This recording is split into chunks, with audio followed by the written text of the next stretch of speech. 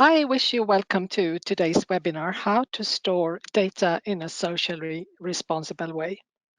I understand that we have attracted a global audience, and it feels good that there is an interest in engaging for sustainability related to data centers.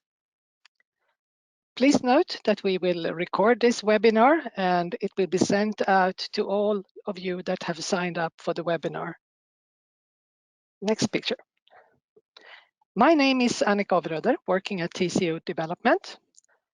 After today's webinar, we hope that you will have a better understanding of the sustainability issues and challenges that are connected to the products that enable the cloud services and global platforms that you might use on a daily basis. Before we dive into the data center issues, I will give a short introduction to TCO Certified to make sure that all have the same knowledge about our certification program. Then we talk about sustainability, the risks and challenges related to the production of the products installed in the data centers. My colleague Steve Fuller will introduce the social and chemical criteria in TCO Certified. And I will wrap up by talking about how to utilize your procurement power to drive sustainability in the supply chain. We are happy to answer your questions after the presentation, and I encourage you to enter questions in the questions field up in the right corner during the webinar. We will answer as many of the questions as possible during the webinar. If there are questions that we will not have time to answer, we will make sure you get answers by mail. Next picture.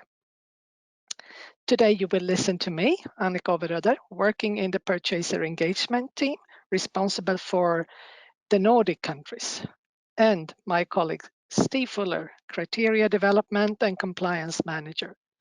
And Steve will explain more what his title actually means. Next. TCO Certified is a global sustainability certification for IT, AV, and data center products. We've been certifying IT products for over 25 years. The first certification for monitors was launched in 1992. TCO Certified is a complete sustainability certification with social and environmental responsibility criteria that cover a product's whole life cycle. Today, TCO Certified is available for 11 product categories, 8 for IT and AV products, and 3 in the data center segment. To keep up with the technical development, we launch new criteria documents every 3 years. And today's valid criteria document is the eighth generation of TCO Certified. TCO Certified is used by IT purchaser and industry worldwide to drive sustainability in the product's life cycle. Since I'm working in the purchaser engagement team, I see procurement specifications using TCO Certified in the Nordic countries, of course, but also in India and America and South America. So it's spread all over the world. All the criteria in TCO Certified is independent verified by partners that control that the product meet all criteria before a certificate is issued. Test labs following ISO 17025 standard verify that the criteria for good user properties and environmental properties are met. Auditors visit factories to control that the criteria for supply chains responsibility are met. And during the 2 years a certificate is valid, we also make spot checks in factories and test random samples of a product to check that the mass-produced unit keep the same quality as the initially tested and certified product sample. We follow the principles of ISO 1424, both while we are performing and running the certification scheme and during further development of the program. Next picture. And the criteria in TCO Certified, I explained that this was related to the whole life cycle of the product. So we actually have criteria for the manufacturing to ensure that the manufacturing is done under socially good, products are performed under socially good conditions. And we also want to increase the supply chain transparency. We want the minerals included in the product to be responsibly sourced. The factories should have an environmental management system and be energy efficient. We also have a large set of user and criteria for the purpose that is with these criteria is to provide the user with a good user experience, prolong the lifetime of the product, and make it possible to reuse, remanufacture the products and reuse components. All this to contribute to a circular economy and reduce the e-waste streams. We also have criteria for the end of life and recovery phase to reduce the hazardous substances that are polluting the world when they are added to the product, but also polluting in other parts of the world when we need to handle the products for recovery.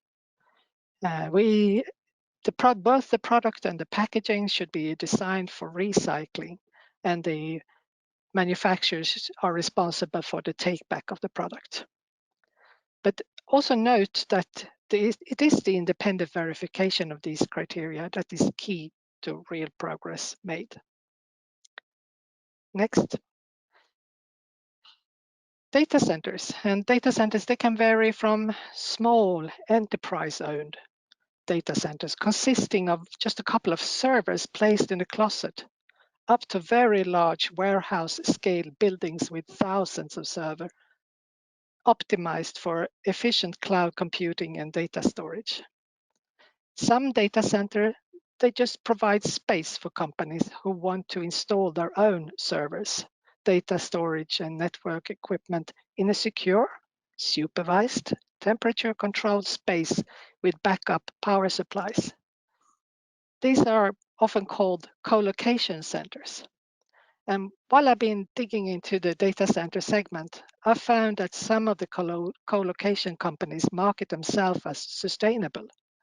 But when I contacted them to learn more, I understood that to them, sustainability is mainly related to energy efficiency, energy sourced from renewable sources, and that the excess heat is used to, for instance, heat external premises. Claiming that a business is sustainable should have a wider scope of responsibility. With our experience from the IT industry, we know that data center products have a similar material content. The products get their desired properties by adding hazardous substances and conflict minerals. The supply chain for the product many times involve the same type of companies as the production of computer, and it means that we deal with the same type of issues and challenges violating ILO core conventions and legislation in the country of manufacturing. And since data traffic is growing rapidly, it is desirable that social and environmental responsibility for sourcing servers, data storage, and network equipment is done in a sustainable way. I will now hand over to my colleague Steve Fuller, who will explain how TCO Certified drives sustainability in the supply chain. Please, Steve. Thank you, Annika. So I'll be covering, yes, as we said, data centers, but also other products which we consider to be also problematic through the supply chain. Before I start, I'd like to introduce you to or bring your attention to our Impacts and Insights report from 2019. There we at TCO Development measured the sustainability development among brand owners with products certified according to TCO Certified. That helped us analyze the impact of our social criteria and the verification methods we have towards the supply chains. The measurement period was from 2015 and 2018, and data was gathered from the independent factory inspections annually required to be submitted for independent verification. Next slide.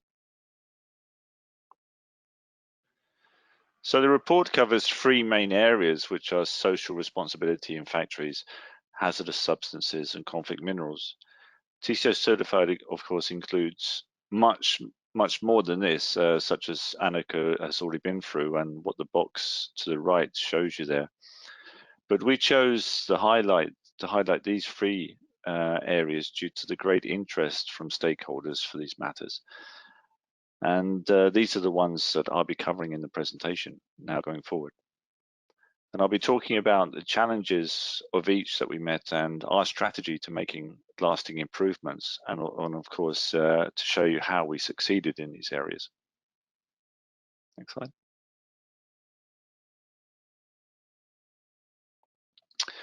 So first up, and an area that took up the largest part of Impacts and Insights report, is about social responsibility in factories. The data covers 20 factories that had inspections at least twice during that period. The audits came from monitors and also computer production factories, but they could just as well have come from data center factories, since the electronic devices we purchase, no matter which, are the results of the same manufacturing process through complex supply chains. From the miners that dig up the minerals used in the electronic components all the way to the final assembled product, there are thousands of workers involved in a single device's production, working under poor and exploited working conditions. Compared to other product supply chains, the multi-tiered supply chain of the IT industry makes it a big challenge to realistically make sure a product is manufactured in a responsible way. Next slide. So since IT products are manufactured in low-wage countries where working life is less regulated and basic human rights are often ignored, this also keeps products very cheap, where cheapness favors the linear economy rather than the sustainable one. When faced with the situation of a complex supply chain, there are firms that have historically chosen to ignore what is going on. Most others have gradually come around to achieve a certain level of compliance based on their own ability to implement some level of improvement. But few have chosen to go beyond this and actively invest in capacity building programs. They get improvements at the factory through worker and management engagement, perhaps in one specific problem area. And then fewer still are lobbying governments for improvement and change. So the short of it is that the problem in factories and how it impacts those that work there is sustained as long as it's accepted there is no key solution to the challenges.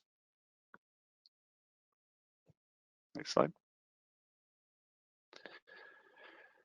The three of the key strategies that we make use of to drive improvement are follow-up, cooperation, and consequences. So follow-up, since code of conduct and factory inspections aren't enough to solve sustainability problems, it's necessary to also have continuous monitoring. To solve problems that are discovered during audits, effective remedial actions called corrective action plans must be implemented and followed up regularly to prevent a return to bad practices.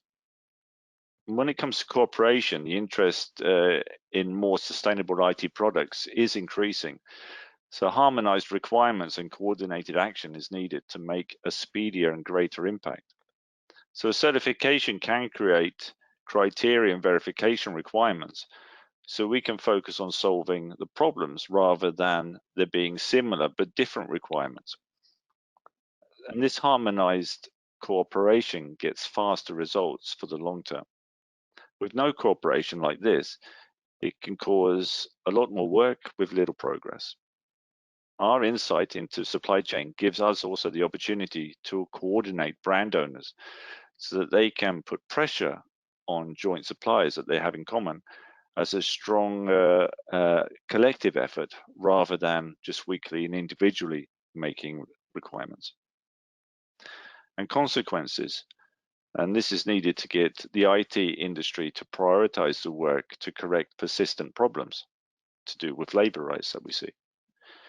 But not everyone agrees that progress requires levels of pressure. But there is the threat of a couple of powerful consequences that we use when it comes to closing persistent non-compliances. This is where a certification can be withdrawn, causing loss of purchase orders, or perhaps the other consequence that factories can be restricted from manufacturing certified products. Next slide. So here's a look at the kind of results we got from this strategy, looking at the data assessed from the 20 factories. In an initial factory inspection, there is always likely to be many code deviations. The data shows here that 109 deviations were found between the factories. And many of these deviations the factories had in common. We see that companies are working well to communicate their code of conduct to suppliers, and you can see that in the box to the right. There are only 4 factories had this type of non-compliance. But of course, implementation of the code of conduct is a problem, showing that the majority of deviations are where labor rights and health and safety regulations were concerned. However, by the next inspection, usually taken within 12 months of the initial audit, 84 of them, or 77%, were independently inspected to be resolved. So part of the success comes down to the fact that each audit report and corrective action plan we required must be submitted to an approved social verifier. These verifiers would review the quality of the audit report and whether the action plan, the corrective action plan, was considered effective to close those non-compliances. And if the corrective action plan wasn't considered effective, then advice was given on improvements that could be made to them. It's clear that improvements in certain areas can be made and upheld with continuous monitoring so that return to bad practices can be avoided. But still 77% closure needs to be 100%. But unfortunately, long working hours and low wage levels remain a challenge that are tougher to resolve. Next slide. This shows the type of areas you can expect to find non-compliances when doing a factory audit. So forced labor, for example, there were 9 of the 20 factories that we were monitoring had this kind of finding. Wages and benefits, there were 7 factories that had non-compliances, and so on. But amongst the higher numbers are the number of factories that had 60-hour working week or exceeded 60-hour working week. 60-hour working week in many countries is higher than legislated levels, and if we had written local law for working hours here instead of 60-hour working week, this would likely have been 100% non-compliance, with likely 0 closed during the second audit. But I'm often asked whether audits are reliable or the only way that brands work to make an impact on their suppliers for improvement. There are certainly several studies made on the audits that indicate codes and audits can improve problems regarding health and safety, wages, child labor, and other labor rights violations, but that issues of union rights and discriminations are 2 things that audits have a problem in discovering. So if I'd use the example that an auditor will check policies and routines are in place to combat discrimination, and would also look for things that indicate discrimination during the workplace. But these are issues that require a good deal of information from the interviews auditors have with the workers. In some countries, workers can be reluctant to give information if their ambition is to remain at the factory. And these workers are growing even suspicious of being interviewed outside the workplace. They need to know it's in their interest to talk about the problems. This openness of the workers I've seen is quite country dependent also.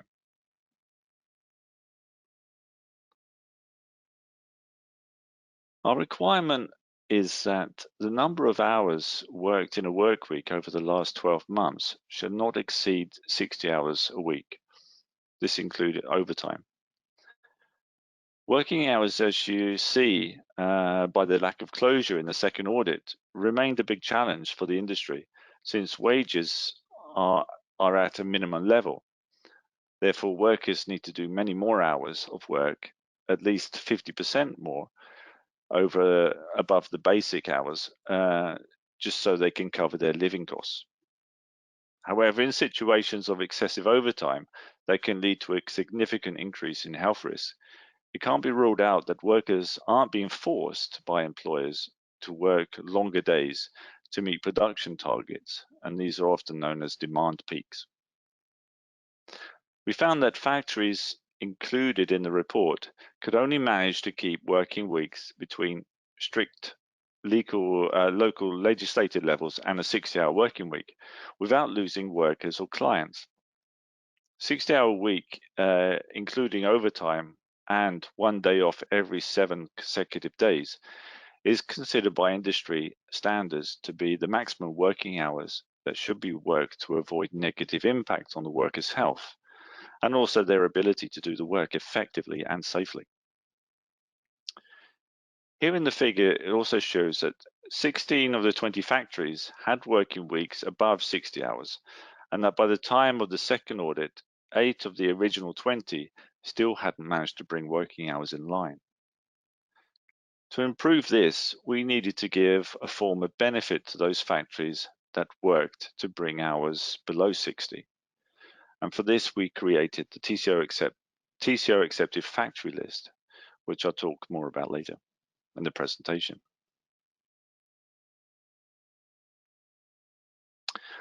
So now I'd like to change to responsibly sourced minerals.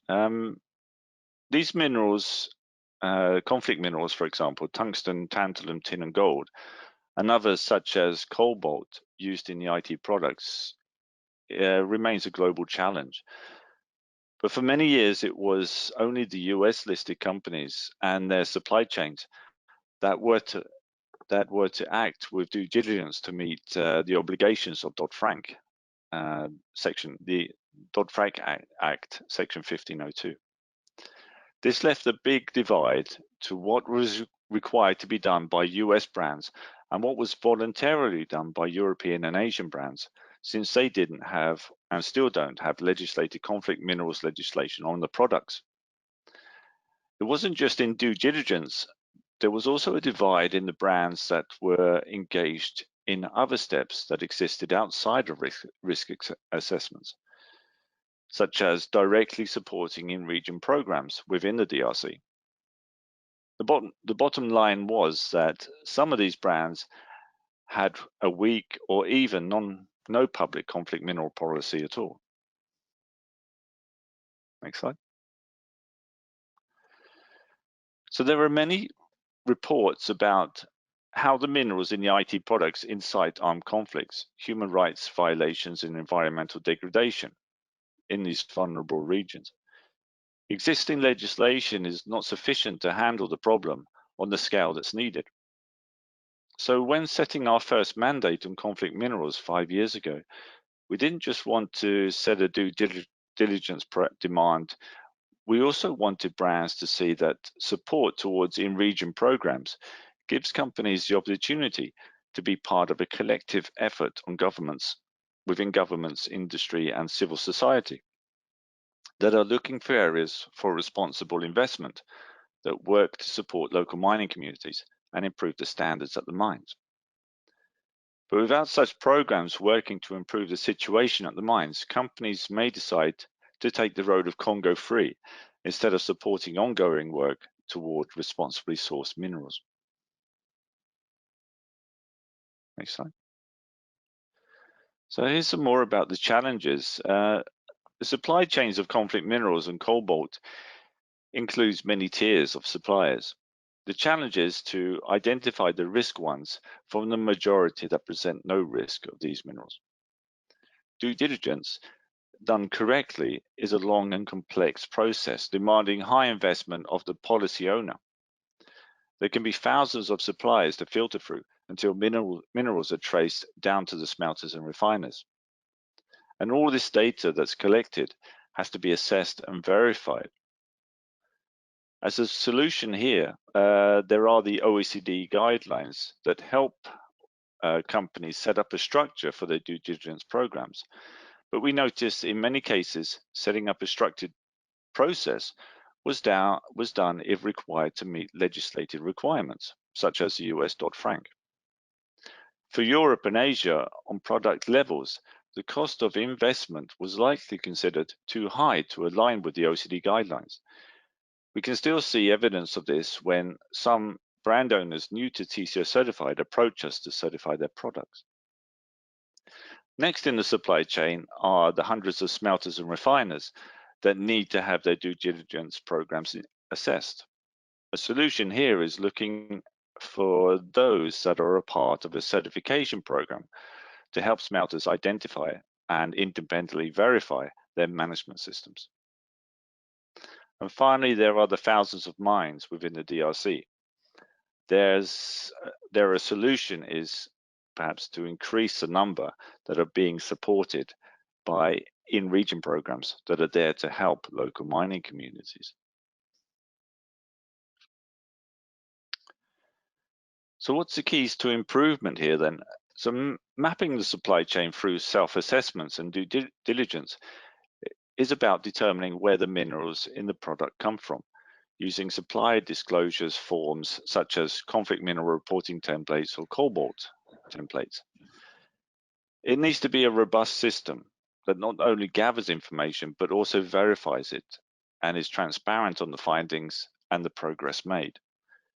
US companies have been working since 2010 with this, and some even earlier than that, whilst European and Asian companies could ignore the situation. There was a long catch-up here.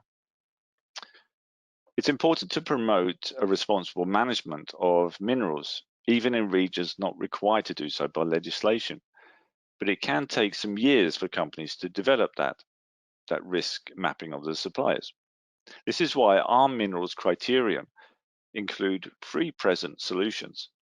We independently verify due diligence programs are in line with the OECD guidelines, and there's transparency of the smelters and refiners by the brand owners, and that there is also participation in the regional programs.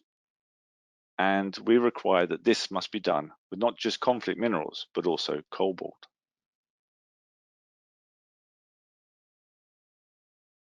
So look at the results from back in 2015 onwards. Our first conflict minerals criteria had the goal to establish a baseline requirement for industry engagement in conflict minerals initiatives, and also to independently assess the status of their due diligence processes declared by the brand owners. Thanks to this, we witnessed a clear increase in the involvement among IT brand owners when we were able to give feedback on necessary improvements to due diligence. By 2018, all certifying brand owners at that time had a public strict conflict minerals policy, and the number of brands supporting in-region programs had more than doubled. The data shows that TCO Certified had managed to expand the global industry to be engaged in responsible sourcing of minerals and the practices behind it. In this way, we managed to do what national legislation had not managed to do, and that was to increase the number of engaged companies not impacted by the Dodd-Frank globally.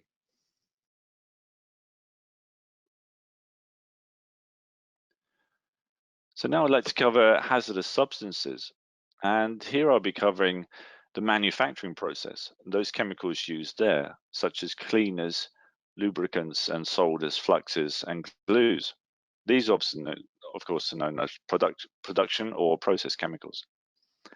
The formal definition we use for process chemicals is chemicals used during the manufacture of the product or the maintenance of the production equipment that are not intentionally incorporated into the product. Reports show us that workers that come in contact with these chemicals on a regular basis are more likely to suffer from cancer, reproductive damage, birth defects, and other serious illnesses. This is why in 2018, we introduced a criterion to tackle this issue that is helping us gain more insight into the types of chemicals workers risk exposure to and the type of protection equipment and training they receive. Next. The challenge is that there are literally thousands of chemicals available.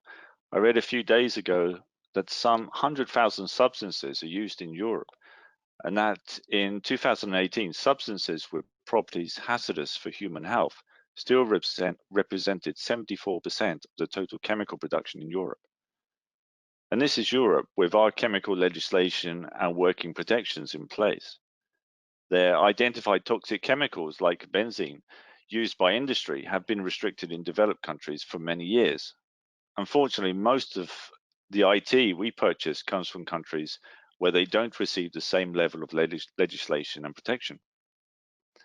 As another report I read puts it, we not only exported production to countries with weaker protection for human rights, but we also exported some of the lethal hazards that we no longer allow in a developed world, even when we provide protective equipment to the worker. So we at TCO Development know the only obvious solution if we can't get by without these chemicals is that the hazardous ones must be replaced by identified and suitable safer alternatives, and that these alternatives should be made to be public knowledge.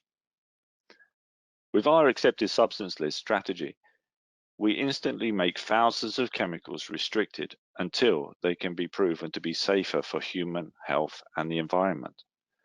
Sadly, though, very few chemicals available have been thoroughly and independently studied to determine if they are safer, meaning if we wait for legislation to act, restriction of hazardous substances will continue to happen years after they've been available on the market and humans, animals, and the environment have already been exposed to them.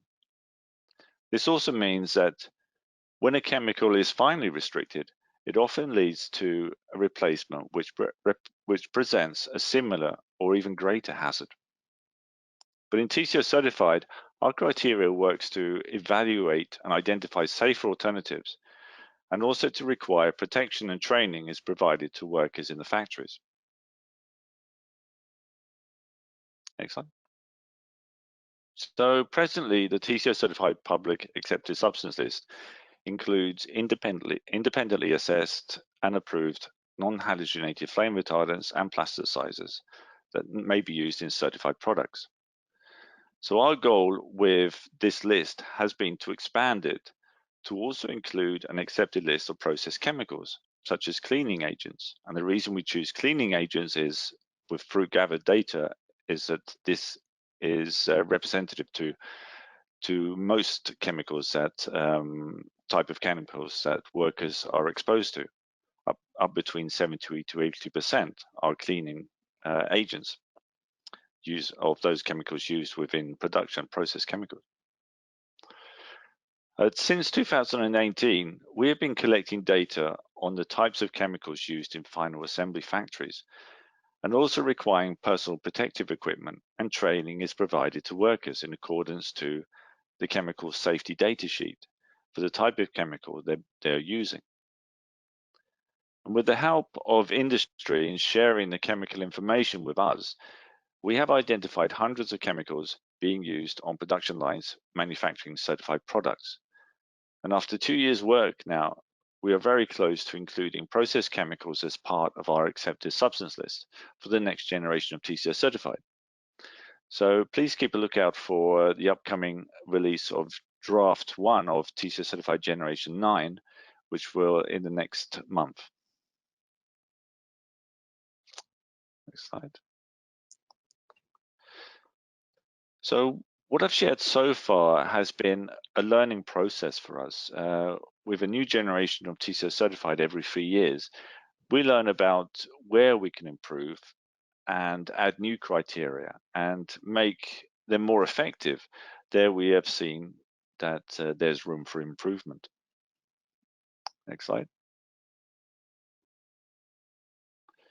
So to conclude, here's a quick run through on the challenges and how we meet them through the present social requirements of TCO Certified Generation 8.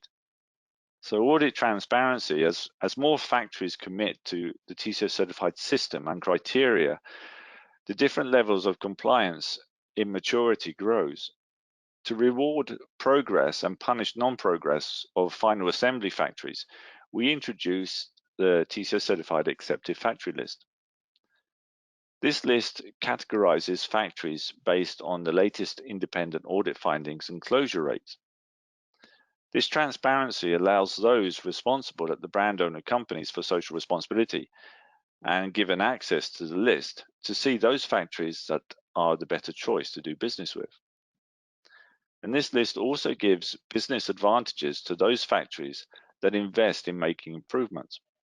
So factories that persistently do not make improvement are identified as such on the list and will eventually be removed from the list. Consequences then, a certain amount of pressure we consider is necessary to get factories to progress. Not just from us, but also from the brand owners that we consider have the overall responsibility for their suppliers. So for TCO Certified, the consequences is either removal from the accepted factory list or we withdraw a certificate, which of course causes a loss in IT purchasing contracts for them, for the brand owner. Safer substitution. Much remains to be done to get the chemical jungle in order, but in TCO Certified Generation 8, we expanded chemical criteria to include processed chemicals so that we can, by the next generation, include safer alternatives on the public TCO Certified Accepted Substance List. And there's collaboration. There are many brand owners that have people that are highly competent and driven to make improvements. And we are very fortunate as a long-standing certification to have their willingness to share their knowledge with us to find workable solutions. But another side to collaboration is working with the same goal in mind, but on a broad front. There, all businesses can collaborate towards implementing progress. In this way, we can share solutions rather than just presenting problems as a certification.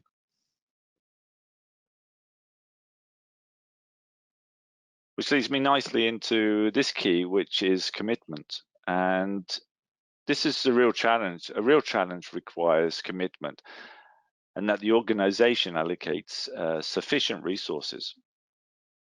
We see that commitment to improving working conditions in factories is increasing within the IT industry, but without a structured long-term approach, the ambition often stops at factory inspections where a number of problems are discovered, but not all are resolved. To have products certified to TCO Certified, organizations must first prove to us through independent means that they are committed to complying with and maintaining compliance to the challenging social criteria that we set in TCO Certified. So thank you for listening. Thank you, Stephen, for giving us insight in the complexity of the supply chain. I want another picture, please. The complexity of the supply chain and the challenges and issues that need to be handled. Now it is clear that expertise, resources, and access to production facilities is required to monitor the condition under which the products are produced, and that hazardous substances are used in the production and added to the products. This means that you, as a procurer, will have a lot of resources spent on this unless you use the TCO certified system. And I hope that you listening today want your organization to start working for driving supply chain responsibility. That you feel that you can influence video procurement and want to take advantage of the professional monitoring of the supply chain included in the TCO Certified certification program.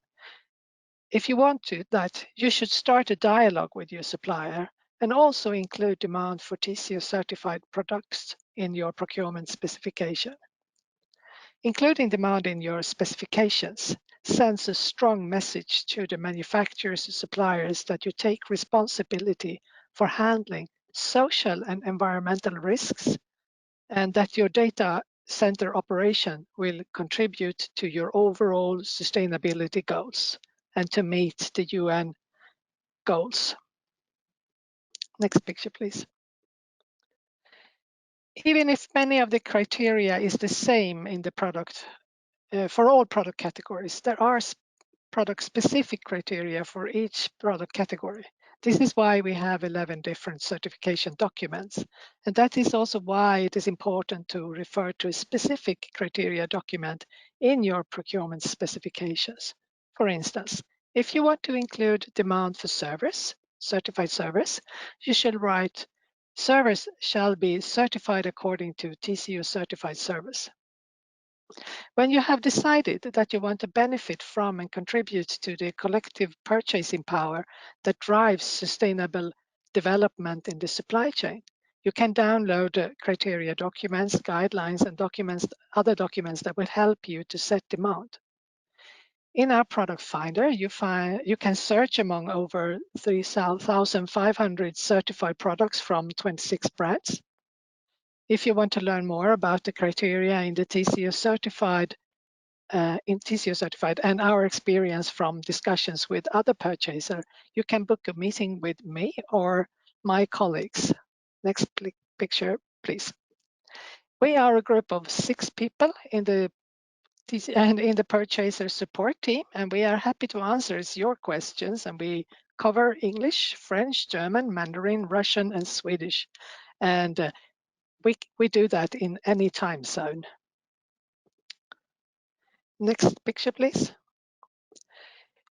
Currently, there is no certified data center products, so we need your help to put more sustainable data center products on the market. Choose your voice by signing our pledge. You are not making any formal commitment, but we will present a list of organizations to the industry to let them know that there is an interest for storing data in a sustainable way. Go to tcocertified.com to learn more. Next page. And now it's time for questions. We have received some questions, and I think the first question is for you, Steve. When you audit the supply chain, does it mean that there is no child labor? When we don't audit, it's independent parties that audit. All audits have to be independent. We receive audits that show there are violations with child labor when it comes to the 16 to 18-year-olds, which are able to work, but they shouldn't be exposed to dangerous situations within the factory or work overtime. So we see there are occurrences of that happening in factories in Asia.